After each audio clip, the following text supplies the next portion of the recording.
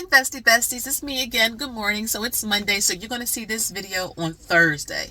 But I got a great question and I wanted to answer it since I have about 15 minutes before I have to go into the office. So someone asked me, how are we going to approach, I have a daughter going to college this summer, this August, and, how are we going to approach withdrawing from her investments, considering the markets are kind of entering a bear territory. So I thought it was a great question because sometimes we don't really think about like the end game. We're thinking about the beginning and we're thinking about the journey. But when it comes to like withdrawing your money, like what is the strategy you have for that? But before I move on any further, hello, my name is Shalise. I'm a 40-year-old mama, wife, and worker bee, just a regular investor making videos in her minivan before she goes into work, trying to build financial freedom. Me and my husband, we're trying to get there. We're a family of 5. I do have a special needs son. And we're trying to do all the things the experts tell us to do so that we can step back from the day job and really explore and do the things that we want to do. Like for me, really build up Mommy Trader as a business. So going back to my daughter. So what we have decided to do starting in May for my daughter is we are going to stop investing in her 529 for her. We're going to stop. We put more than enough money there. She has more than enough money over there. However, we want to build up her savings portion of the money that we have for her. And the main reason is because if we don't want to, now she has enough money saved where we can pay her tuition and all of that. But we realize is that if the market is in the bear territory for a couple of years, right? If we, the market are just volatile and it's just a lot of crazy things are going on, we don't want to touch her money yet. We don't want to make any transfers to her school yet. So her bill coming in, is due July 15th. So the semester starts in August, is about $6,700. We have that money saved for her. We don't want to take out her investments in a bear market, right? When the things are down, we don't want to do that. I kind of talked about this a little bit regarding my husband and I strategy in my previous video. So we have savings for her. She has 1, 2, 3 savings accounts set up for her, and she has a 529 and an UPMA, and she has a Roth IRA. She has a couple of things going on. And side note, if you can, always invest for your kids. Put a couple of dollars aside. The sooner you start, the better, because one day, if they do go to college, it won't have to be such a headache or a stressful time for you. Even if you only have $10,000 or $20,000, put something aside for your kids. So what we're going through right now is not a bad problem. This is a good problem to have. Being able to have resources that we can access to figure out like how we want to pay the tuition bill. Do we want to use her savings, which we have the money for? Or we could use her investments, which the money is there, but we don't want to take anything out because, how the market is. And I thought to myself, like the next like bull run we have, but I was like, well, when is that? I mean, the economy is in shambles right now with tariffs, unemployment, and just the global economic state. So I'm like, when is the next bull market? I mean, I can't predict the market. I don't have a crystal ball. But it just doesn't look like anytime soon. So what we're going to do is just use some of the savings we have for her and pay that tuition bill in full. And also we have books to pay for her. And we're thinking, we're going to get some used books. She's a biology major. So a lot of those books should be around somewhere that's used. And going for a single room on campus costs more money. What else? She did get a lot of scholarships, but again, when you get a single room, that costs more money. And another thing that I was thinking about or we were talking about, my daughter and I, is that she's going to need money for like a fridge, microwave combo thingy. I had one when I was in college. That costs extra money as well. And then like, just little things that she may need. And so we're not going to invest any more in her 529 because we have enough there. We're going to just start saving more for her and putting that in her account. That way we can take from there versus her investments. If we're in the bear market, I think we're headed that direction, if I'm being honest. But like I said, this is a good problem to have.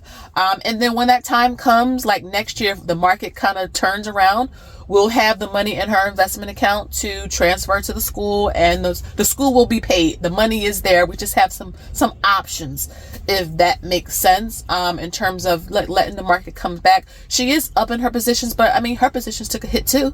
I mean, just like our 401k took a hit, our Roths took a hit, our HSA took a hit, her positions took a hit as well.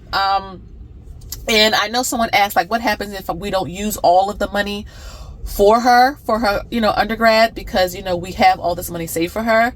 We can, with the 529, roll it over to our next son, which is great. So if you have kids and they don't use all of the money that you set aside for them, you can roll that money over. I also believe you can put it in a Roth for them as well. So that's an option we have for her as well. But yeah, that's an option. I believe you can do that. But like I said, this is a good problem that we have. And this is something that she's learning because she is an investor on her own, and she is investing in a down market for her, right? This is her first red market pullback, recession, whatever you want to call it. She's getting that experience now. She's building her investment muscle. And though she gets frustrated when she see her stocks down, because she's like, Mom, like, this is supposed to be, going up, and I'm like trying to teach her that, the biggest part of investing is keeping the emotional balance. Yeah, it gets frustrating. Yes, it does suck. Talking about it does help so that we can avoid making rash decisions. But yeah, this is where wealth is built. All of these assets that she loves, I tell her, is at a deep discount. Because I tell her, when you go out with your friends and you guys are getting clothes and things, you're looking for a sale, because they always are running to the clearance racks, or they're always looking for sales. And I always tell her, think about that in the market as well. Okay, you're just buying a couple of shares every time you get paid. That's it. Your life does not revolve around the market. Okay. So that is just what we're going to do for her. We're just going to touch the savings, and then wait for the market to come back. And then when it does, we'll be able to transfer that money to the school for her. And if we don't need all of it, we'll just roll it over to the kids or put it in a Roth for her. And that's the key thing, is that you want to give your kids a head start, but not before you take care of yourself. So if you are not investing for yourself, if you are not saving for yourself, and heavily, especially depending on your age, you want to maybe wait on your children, because you need to take care of yourself first. They have way more time than you do in terms of navigating and getting through life. We're getting older. Things are costing more. You may lose your job, God forbid.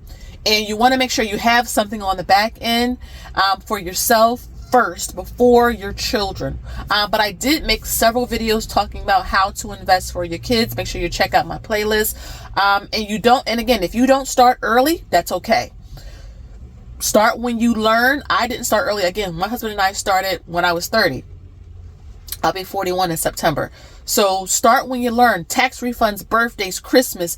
Our kids don't need a whole lot of stuff. So put some of that money into an account and teach them how to do it. Fidelity Teen allows your teenagers to start investing through their app at 13 years old, and my daughter has been using it since she was 13.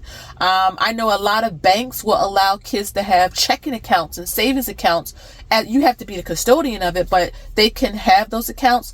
Get them on board with that. My daughter has been an authorized user under our credit cards now for the last 3-4 years. She's 18 with a perfect credit score.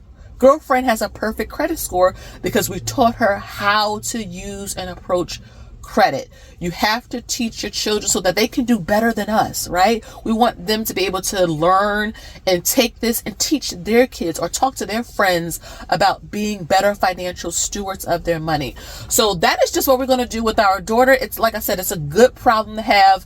But I didn't really think about, what if we're in a bear market and she's going to college? Or if we're in a recession, she goes to college. Are we going to take from her investments to pay for school, or are we going to just use her savings, and we're going to use the money that we have saved for her? She has her own savings account, and we're going to continue to save. So all that money we would have invested for her, we are going to be saving, because she has enough already invested. We will still invest for our other 2 sons, but for her, we're going to just save, because July 15th we want to pay that bill, and she will be all ready for college. It's crazy, going to college. I remember when I was pregnant with her. Now she's 18. She'll be 19 in September too. So she's a September baby, just like her mom. But yeah, life, it just goes by so fast. So enjoy your children while they're young, because the time does fly. But let me know if you have children, or even if you're investing for your grandbabies or nieces or nephews. Have you thought about like a withdrawal plan or strategy, like when it's time for them to use the money? You're like, if we're in a bear market, if we're in a recession, what are you going to do? Let me know down below. I love talking with you guys. If you need any spreadsheets, if you need one-on-one help, if you want to join our private groups, information is down below. You can check out my website, mt1finance.com. Make sure you like, share, and subscribe. Smash notification bell so that you don't miss an upload every time I post a video. And until next time, you already know, I'll see you in the next one. Bye-bye.